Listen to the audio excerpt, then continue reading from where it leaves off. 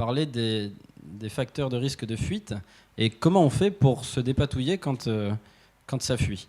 Alors, j'ai plein de petites astuces, je vais essayer de vous en montrer 2-3. Alors, d'abord, quand est-ce que ça fuit? Ça peut être lié à l'opérateur, si le geste est long, si on fait de nombreuses entrées-sorties. Alors, souvent, moi, je remarque qu'avavec mes fibres d'endo laser, j'induis plus de fuite.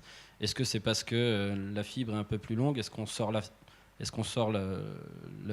fibre plusieurs fois? Je ne sais pas. Et bien sûr, quand on est chirurgien novice, on fait un peu bâiller les incisions en appuyant dessus, donc on a plus de fuite, je pense. Alors, lié au patient aussi, puisque un patient myope fort ou qui a une scléromalacie, ça va forcément fuir un peu plus facilement. Et également, lorsqu'on va reprendre, si on repasse par les mêmes incisions, personnellement, ce que je ne fais jamais, mais encore une fois, on ouvre une autre discussion. Alors, bien sûr, lié au diamètre du trocar, et bien sûr, lié à la pression au moment de la fermeture.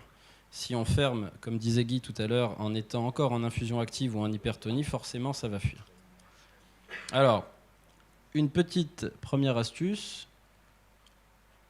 Voilà, on retire le trocar, le massage du pli scléral. Là, on pense que ça ne fuit pas. Et boum. Donc voilà, une des astuces, c'est de venir masser la conjonctive comme ça, en étalant le chémosis.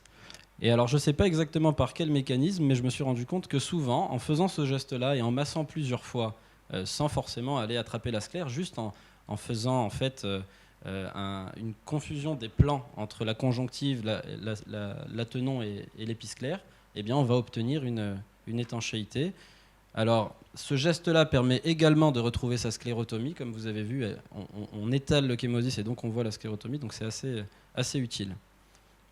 Deuxième petite astuce, je pense qu'on utilise tous. Moi, j'utilise l'arrière de la pince pour retrouver ma sclérotomie. Et là, vous la voyez qui apparaît. Alors, le coton, très utile aussi pour étaler. Et puis, avec la pince et le coton, voilà, moi, je fais souvent ce petit geste, on voit la sclérotomie qui apparaît.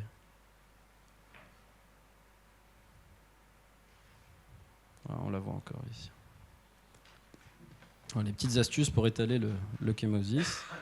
Et une dernière. Alors, si on sait qu'on va suturer, on peut s'aider de l'aiguille. Voilà, il y a une petite hémorragie en regard du point du trocar. Et en fait, en étalant avec l'aiguille, on retrouve la sclérotomie, il n'y a plus qu'à passer le point. Il y en a une autre, on va voir un petit peu mieux. Voilà, là, ça fuit bien, on est content. Et il y a pas mal de sang, donc on n'y voit rien. Et donc voilà, en étalant comme ça, on va créer un petit peu de blanc, et hop, on a vu apparaître la sclérotomie. Et il n'y a plus qu'à la suturer. Voilà les petites astuces que j'utilise au quotidien. Alors là, c'était une anesthésie locale, donc forcément, ça fait mal. Et puis après, il y a l'astuce du trocar qu'on peut également, si on sait que ça va fuir ou qu'on doit suturer, on peut enlever son trocar et passer l'aiguille en même temps. Dans le même geste, on va du coup suturer notre scléro. Bon voilà, c'était tout ce que j'avais à dire là-dessus. Merci.